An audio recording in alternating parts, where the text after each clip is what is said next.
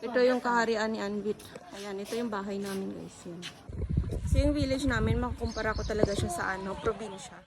Hey guys, madami nagtatanong sa inyo kung ano nga bang sitwasyon ng village. Madaming curious, diba? So ito yung itsura ng village dito sa amin guys. Tingnan niyo. Baka. May mga baka. Baka. Kasi yun yung mga bahay doon sa dulo. So ito yung literal na village guys dito sa India. Ayun, tapos sa dulo, doon sa dulo, merong buffalo pond. Yung paliguan ng mga kalabaw. Sa dulo si Anvi to. Imimit namin yung ni Choti, magiging asawa ni Choti. Kasi pumunta siya dito guys. Diyan lang sa labas. Oh. Inimit namin. Bawal kasi siyang pumasok doon sa bahay namin. Kasi kapag hindi pa sila kasal, bawal siyang pumunta doon sa bahay. So yun. Lalabas kami tapos inimit namin doon sa may labas. Sa may daan. Chismis ko mamaya sa inyo kung bakit siya pumunta dito. Malayo yung bahay nila. Nasa 25 minutes away dito sa amin guys. Ito yung buffalo pond. Pakita ko sa inyo. Wait. Ayan o. Parang siyang parang dagat. Ang taas nito. Si Anvil ngiti-ngiti dahil nakalabas. Ayan guys, yung buffalo pond. Inuman ng mga buffalo. Inuman nila ng tubig. Ayan, dito. Ito yung buffalo pond dito sa society namin. Ayan. Diyan sila naliligo. Malawak, no? Kasi guys, may mga malalaking bahay din dito, So, hindi lang lahat ng mga bahay dito, makikita nyo papangit. Pero, puro mga bato yung mga bahay dito, guys. Wala kang makikitang wood dito. Tapos dito na side, maraming mga, mga tanim-tanim. Nakikita nyo yan? Mga yan, guys, yung tae ng kalabaw. Binibilog yan nila tapos ginagawang panggatong. Yan yung nakatambak.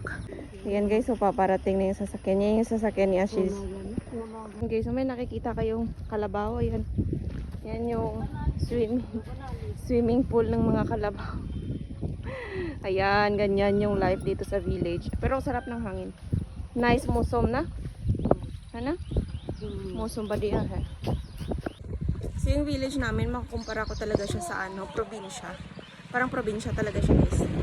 Kapag umuwi ka sa may sa may kamansi sa may hacienda namin, so ayun, parehas talaga yung nature. Ba't mo tinatanggal? Is removing the cup. So ayun guys, nagkahiyaan yung dalawa kasi first time, third time you meet each other. Third time they meet each other. So they are shy to each other. Ang ganda ng kotse nung jowa niya bumili ng bagong kotse. Scorpio. Madam Choti. Hindi ko siya pwedeng, I cannot show you in the video because she's banned. She's banned in the video. Next time. And dito siya sa tabi ko nakatawa. Mga malalaking bahay dito. May magagandang bahay. Ganitong bahay dito sa village. Depende guys sa kakayahan ng pamilya dito. Magandang bahay. Magandang bahay dito. Tapos ito pa isa. Wait. Ayan magandang bahay din to. Ayan guys, dito yan sa loob ng village namin.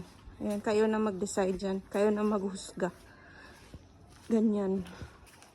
Ganyan yung village. Wait. Videoan natin. Sa malayo. Ayan. Ayan yung bahay. Ito yung kaharian ni Anvit. Ayan. Ito yung bahay namin guys. Yan. Kaharian ni Huda. Ito. This is our house. Huda. Iwas. Dalawa yung bahay namin sa India. Ito yung isa. Ayan. Yung pinipinturahan. Ito yung bahay namin dito. Yung tinitirhan namin. Maglalaba kami doon sa kabilang bahay. Nasira yung yung motor ng tubig. Kasi dito guys, may dumarating dito. yung tubig namin, kailangan nakamotor siya kasi mahina yung pressure. So, galing siya sa government yung water dito. Ito yung isang bahay. Ito yung isang bahay, guys. So, ayan o. Yan yung lumang bahay namin dito. So, ayan o. Pinantirahan din nila. Ayan. Ito yung bahay ni Papa. Yung pinakaunang bahay nila, Papa. Ayan, dito si Papa nakatira. As yun, dito naman is bahay ng buffalo. Ayan. Meron kami ditong deep well. Yung bomba siya. Ang dilim. Halo. Yan yung mga kalabaw, guys, oh. May sarili silang bahay. Tapos may ceiling fan. Ayun, ceiling fan. Tatlong kalabaw yung natira dito sa amin. Igbar. Sister Igbar. Ito yung malaking buffalo. Hello!